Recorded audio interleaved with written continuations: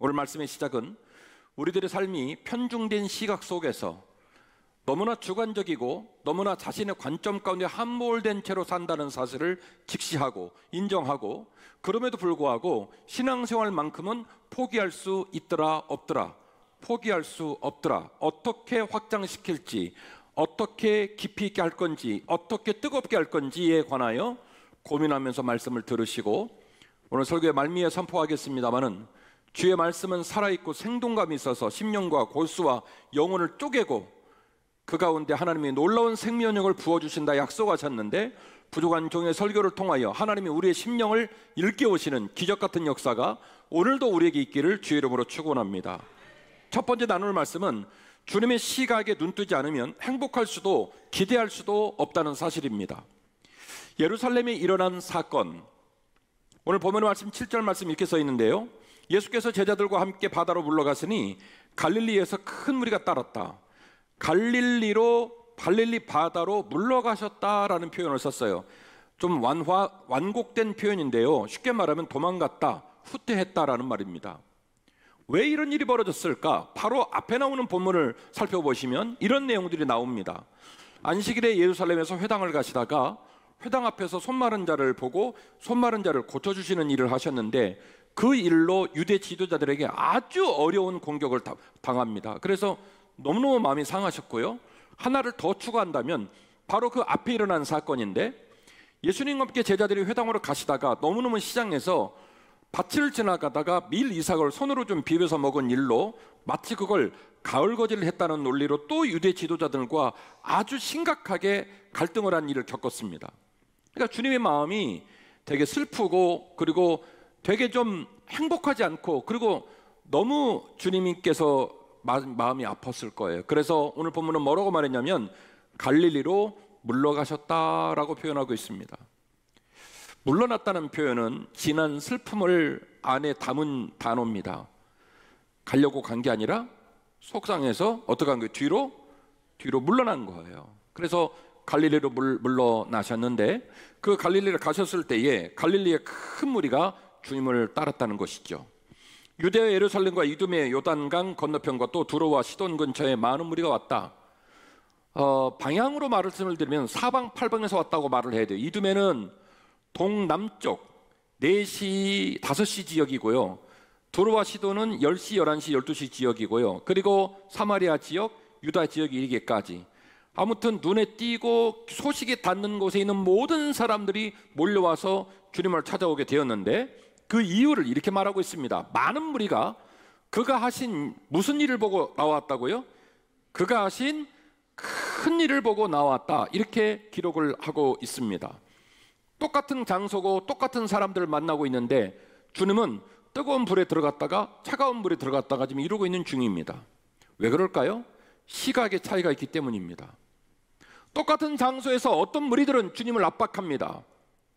당신이 메시아라고 얘기하는데 메시아의 품위와 메시아의 길과 메시아의 관점에서 내가 생각할 때 하나도 맞는 모습이 없다. 그래서 주님은 큰 일을 하는 분이 아니라 제 표현으로 말씀드리면 작은 일을 하는 사람처럼 보였나 봅니다. 유대 지도자들, 제자들, 심지어 세례 요한의 제자가 당신의 스승을 바꾸고 예수님께로 갈아타려고 하는 입장 속에 있는 제자들까지 포함하여 주님을 사랑하고 율법을 손에 들고 다니고 하나님 백성으로 선포된 사람들이 주님을 바라볼 때 주님은 큰 일을 하는 사람이 아니라 무슨 일을 하는 사람처럼 보이냐면 작은 일을 하는 사람처럼 보이는 거예요. 엉뚱한 일, 시간 낭비, 내가 봤을 때 집중하고 존경하고 부복할 만한 일이 아니라 저 사람 왜 저러지? 마음에 안 들어, 짜증나 라고 말하는 길을 걸어가는 것처럼 보였다는 거예요. 그런데요, 같은 공간에 같은 역사의 시점에 같은 인물을 놓고 얘기하는 관점과 그 관점에 대한 해석이 전혀 다른 동과 서처럼 갈라지게 되는데, 유대 지도자들과 제자들과 또한 제자로서 선생님을 바꿔야 되는 세례 요한의 제자들 명단까지 포함하여 많은 사람들은 당신의 메시아로서 적합하지 않는 인물 아니냐, 작은 일, 엉뚱한 일, 쓸데없는 일에 관심을 갖고 있지 않느냐 라는 평가를 받았다면, 당시 사방팔방에서 이두메를 비롯한 두로와 시돈 수많은 지역에 몰려온 무리들은 반대로 뭐라고 평가하고 있냐면 주님은 큰 일을 하는 사람이라고 평가를 하고 있다는 거예요.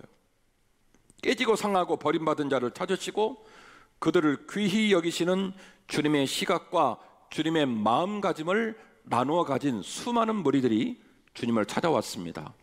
오는 발걸음이 거칠었고 무겁고 힘들었지만 그래도 주님 만나고 싶어서, 주님이 하시는 일이 커서, 주님이 하시는 일이 너무나 흡족해서 그 모든 환경을 뚫고 주님을 만나러 왔다는 거죠.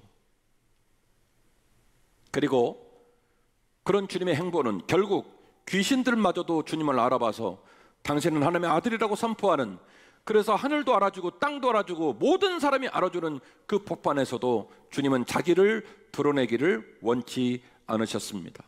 12절인데요, 예수께서 자기를 나타내지 말라고 많이 경고하시느니라. 사람들이 박수를 치고 갈채를 보내고 그리고 당신이 위대하다고 말합니다. 어떤 사람이 그 상황에 자기를 낮추고 싶겠어요? 그런데 주님은 말합니다. 나를 다른 사람에게 드러내지 마라. 그렇게 얘기를 하셨습니다. 주님의 이런 언어와 관심사와 시각은 주님께서 로마를 몰아내고 나라를 세우고 그리고 주님을 사랑해서 따르는 자들을 높은 자리에 앉게 하실 거란 기대를 가졌던 사람들에게는 주님의 언어와 주님의 행보와 주님의 관심사가 썩 그들의 시각과 그들의 마음에 맞지 않으므로, 결이 맞지 않으므로, 호흡이 맞지 않고 발걸음이 맞지 않고 행복하지 않고 자꾸 마음에 갈등, 불만, 그리고 그로 인한 어긋나는 소통의 부조화 현상들이 계속 발생을 하고 있었다는 것이죠. 무엇 때문이냐면 시각 때문이었습니다. 그리고 그 예수님의 큰 일에 감동을 한 사람들은 그들의 마음이 감동되어서, 그들의 마음이 열려서 또 주님이 크신 일을 하시는 일에 본인이 쓰임받기를 원했고 실제로 동참하는 기적 같은 일들이 일어났습니다. 오병이어의 기적 사건은 한 어린아이의 도시락에서 시작된 기적입니다.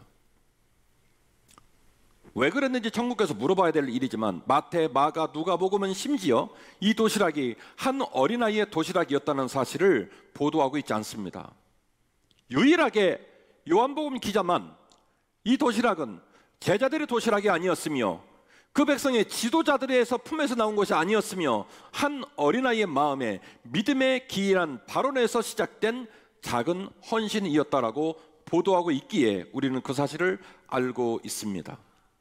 제자들의 명단에 끼지 못한 마리아는 예수님을 또다시 만났을 때 향유 한 나드, 한 사람이 365일 일품을 벌어서 마련해야 되는 1년치 연봉을 깨트려서 주 앞에 깨트리고 그 머리로 발을 닦으며 고난당하실 주님을 기념했습니다.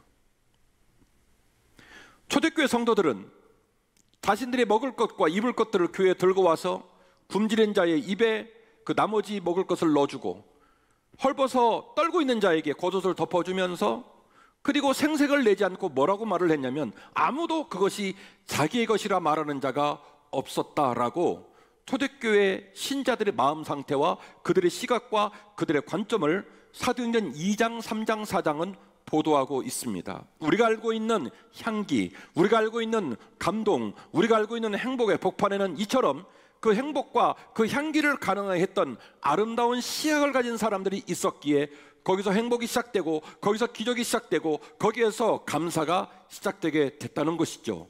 행복과 기적과 감사는 현수막을 걸어놓고 담임 목사가 곤몇 번씩 외친다고 되는 문제가 아니라 그 일에 관한 시각을 가진 자들만 소유할 수 있고 가진 자들만 선포할 수 있는 것들입니다.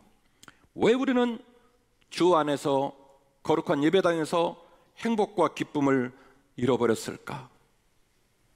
여러분의 마음과 우리 교회가 어떤 조건이 만들어지면 행복할까요? 저는 부족한 종으로 말씀을 증거하면서 우리가 우리의 두 눈에 진한 눈물도 쏟아지고 그리고 우리가 우리의 마음 가운데서 미처 깨달았지 못했던 기쁨과 행복과 소망을 다시 한번 열어주는 기적이 오늘 모두에게 있기를 간절히 원할 뿐입니다.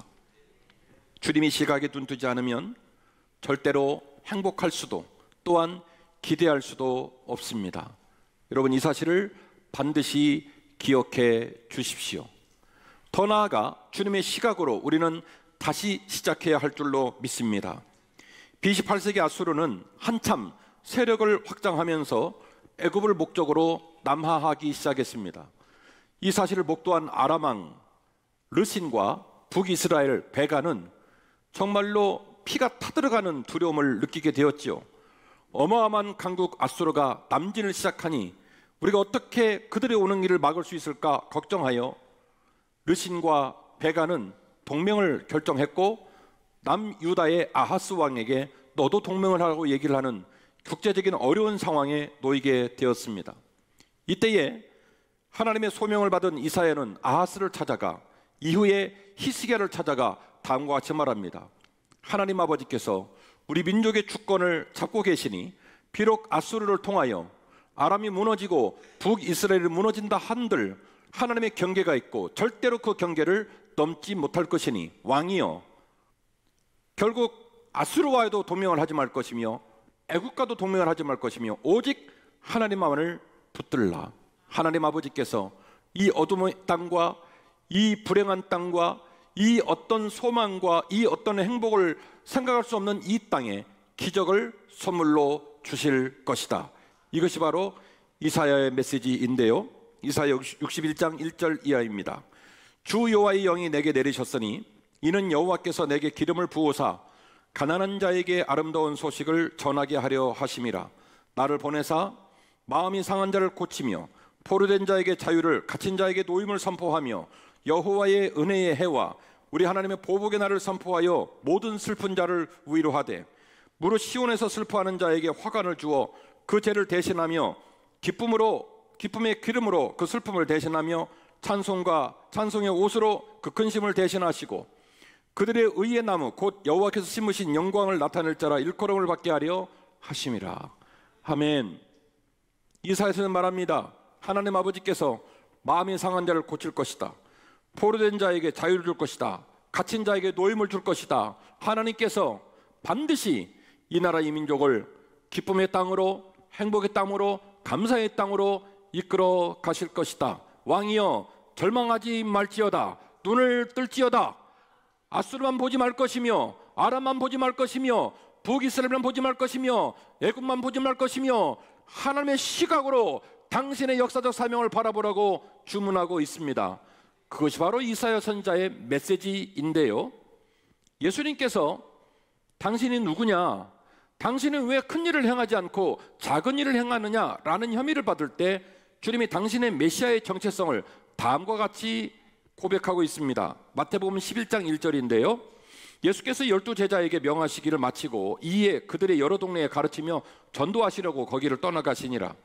요한이 옥에서 그리스도께서 하신 일을 듣고 제자들을 보내어 예수께 물어보되 오실 그 사람이 진짜로 당신이 맞습니까?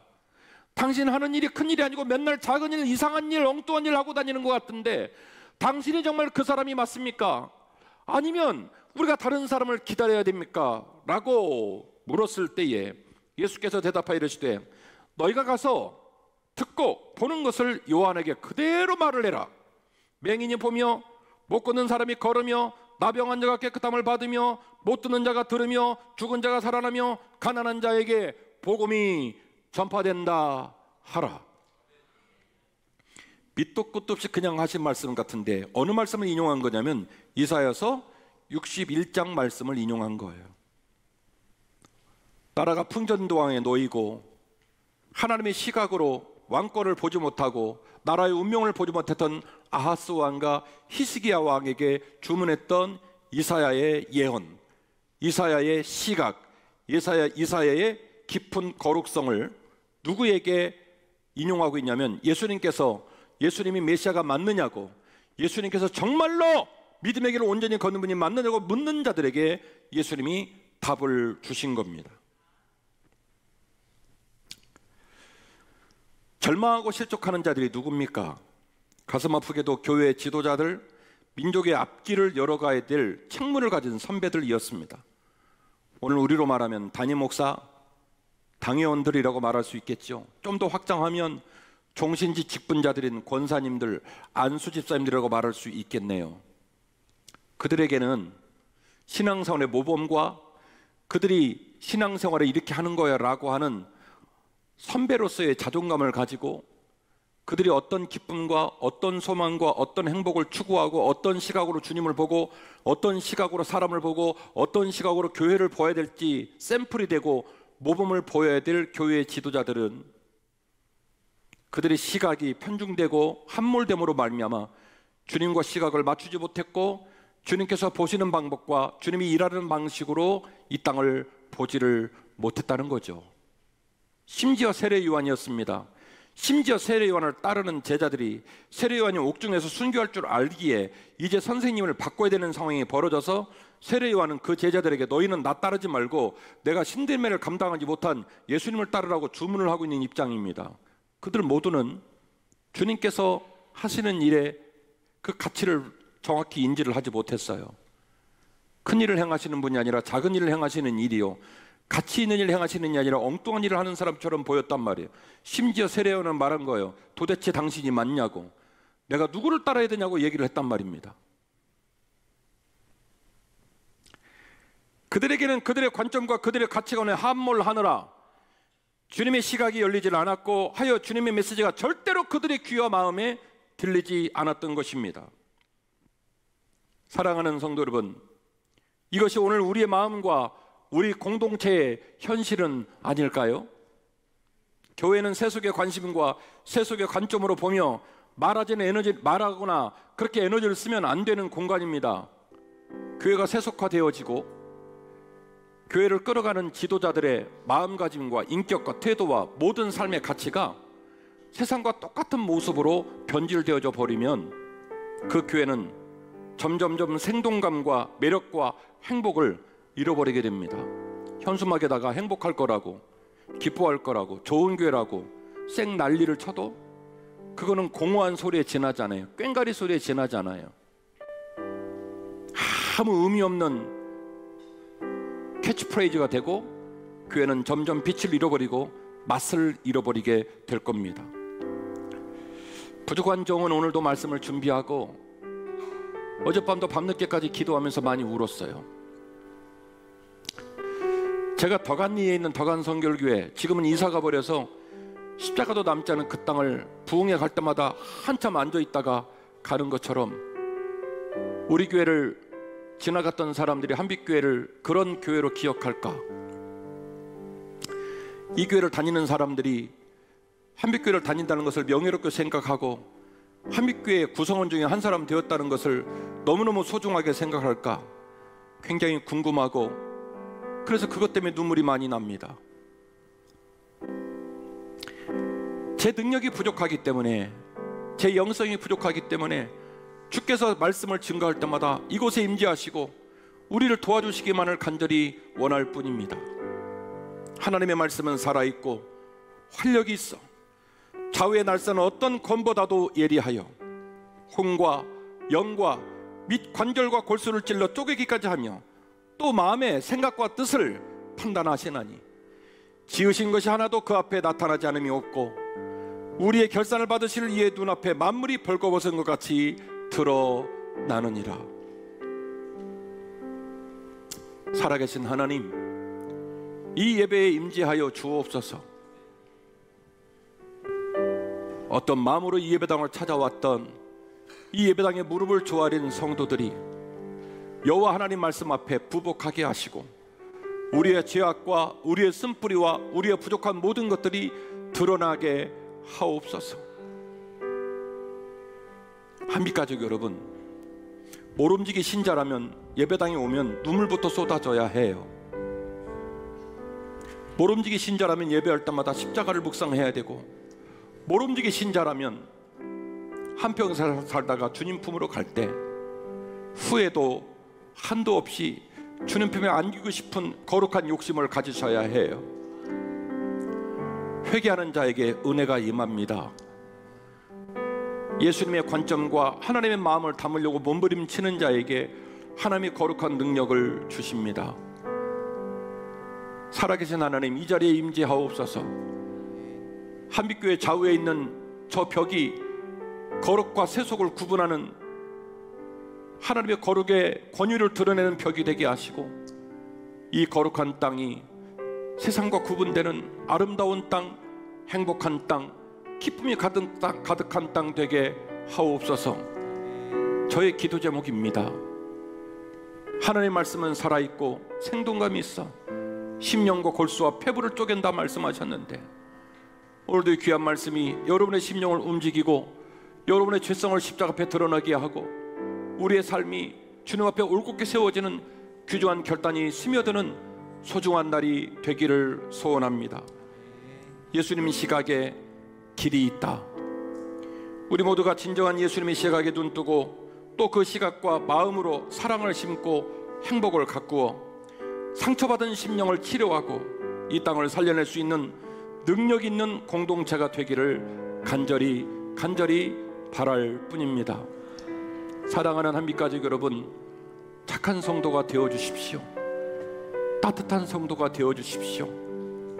배려하는 성도가 되어주시고 때로는 양보하거나 물러설 줄도 아는 성도가 되어주십시오.